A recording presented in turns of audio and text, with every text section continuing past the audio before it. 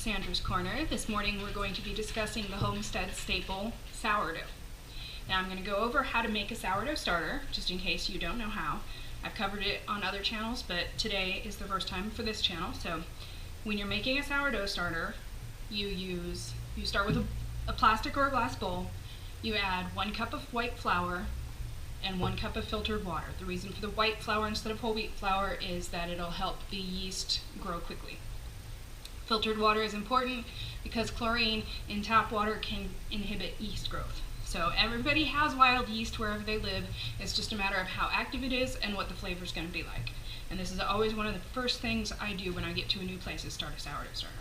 So in a plastic or glass bowl, you mix your 1 cup of flour and 1 cup of water till it's nice and smooth, almost a pancake batter consistency, and then you add it to a glass mason jar and put the lid on it and sit it on your counter overnight. The next day you're going to open it up and look inside and see if you have any bubbles.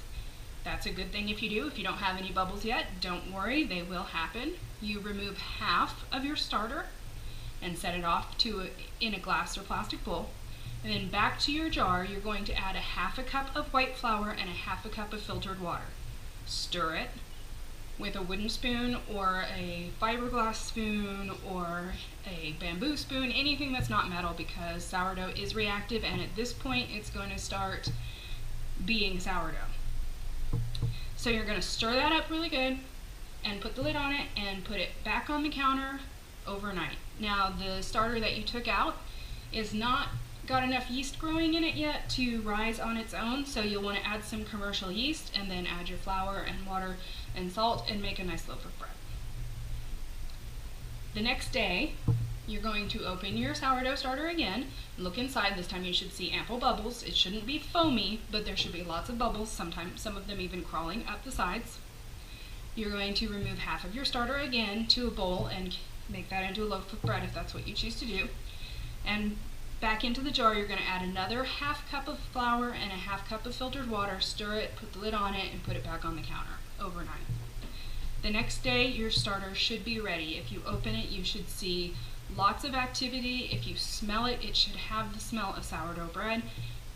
It's done at this point. So at this point, you can remove half of what you've got in there and start a loaf that will actually, or a dough, that will actually rise on its own because the yeast should be active enough.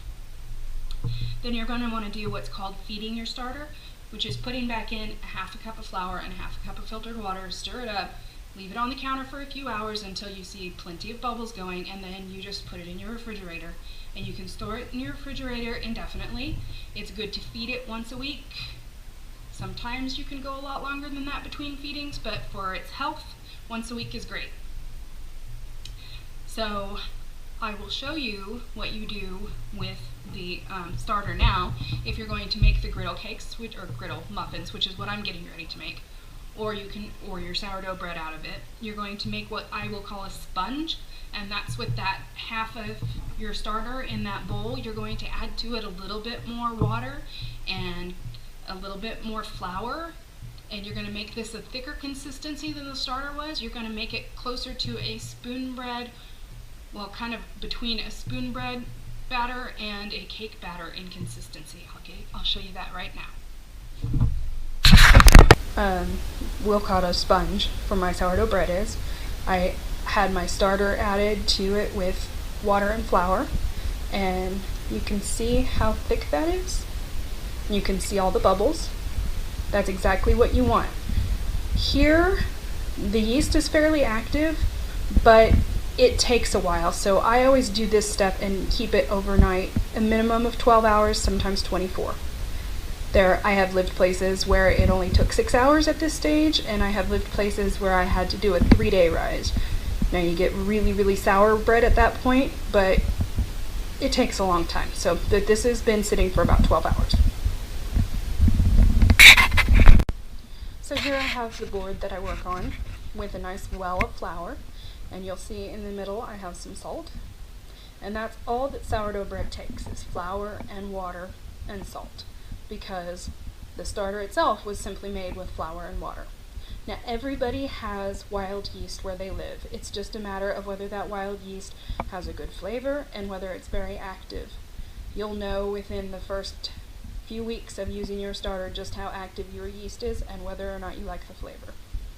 I find that places that have salt air, like places that are very close to the ocean, they tend to have a more rich flavor than places that are farther away. That's just something I've observed. Up here on the mountain where we currently are, it is a very active yeast, but it does not have a lot of flavor. I mean, it's still good, but it's just not really rich. I cannot wait till we get down to the desert to find out what kind of wild yeast we have out there, so I'll keep you posted on that. Anyways, at this point, you're going to add your dough that's been sitting overnight to your well. At this point, what you're going to want to start doing is folding your flour into your dough. You may have a little bit of an overflow, and that's okay. It's not that hard to take care of. I like to use this folding motion because as you get into kneading it, you still have the same motion.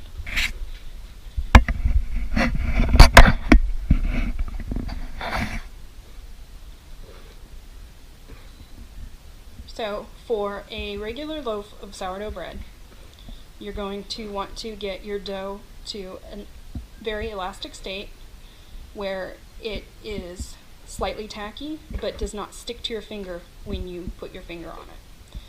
Obviously, I'm far from that right now. But the project that I'm working on today, which are my griddle muffins, I want it slightly softer than that. I want it a little wetter. So my dough is right about the consistency I want it right now. Now this project that I'm doing today, these griddle cakes, or griddle muffins, are my alternative to store-bought English muffins.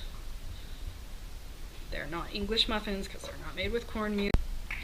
As with any other dough that you're working on a board, if it starts to stick to the board, just add a little sprinkle of flour and keep going. I like the consistency of this one. You can see it's a lot softer than you would have it if it was a loaf of bread. And the reason why we want it that way is because the softer it is, the faster the yeast actually works.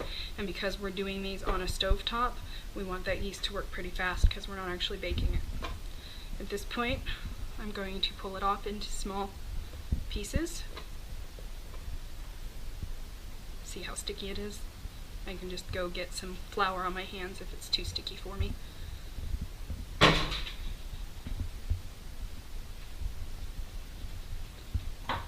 At this point, with these little pieces of dough, I'm going to roll them into a ball. Add a little flour if you have to. Don't incorporate too much into the dough though. And we're going to, once we get them into a nice rounded shape, we're going to flatten them out. Now this part is very important. If you're making these, you want to make them pretty thin. Maybe 1/4 of an inch, but definitely less than 1/2 inch. And the reason why is because they're going to rise, and if they get too thick, then they won't cook through. So this one's already into a ball shape. I'm going to flatten it out. We're just going to keep doing that with the rest of the dough. Now we'll move over to the skillet so you can see what we're doing there. You want to make sure your cast iron is nice and hot. Don't put anything in it because cooking bread in a skillet, cast iron skillet, you don't want to put anything in it. If you were going to be baking in it, then you would want to put some kind of fat in it, but for this purpose, you don't want to put anything in it. You're just going to lay these pieces of dough down in here.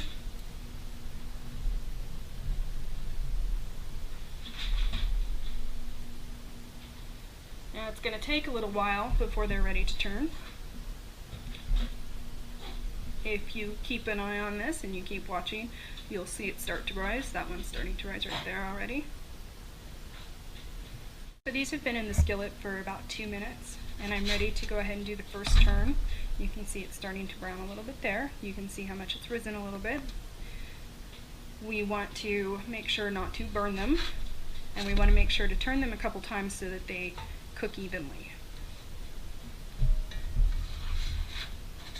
at this turn, now's where you're going to really start seeing them rise. You can see how much that one's already increased in size.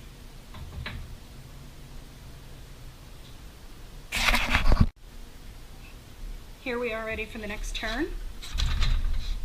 You can see how it's starting to develop a really nice crust on it, looking actually quite a bit like an English muffin. We're turning again to make sure, once again, that they cook evenly. Now, if you had a lid for your cast iron skillet, or if you were doing it in a Dutch oven, that would make it actually bake as opposed to griddle top, what we're doing here, which would be perfectly fine. These are almost ready. You can see how much bigger they are because these were about 1/4 of an inch.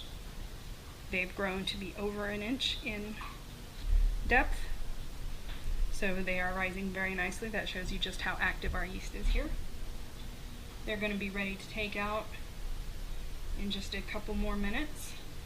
So you can see they take very little time, and it quite literally costs pennies to make because you're just using flour, filtered water, and salt.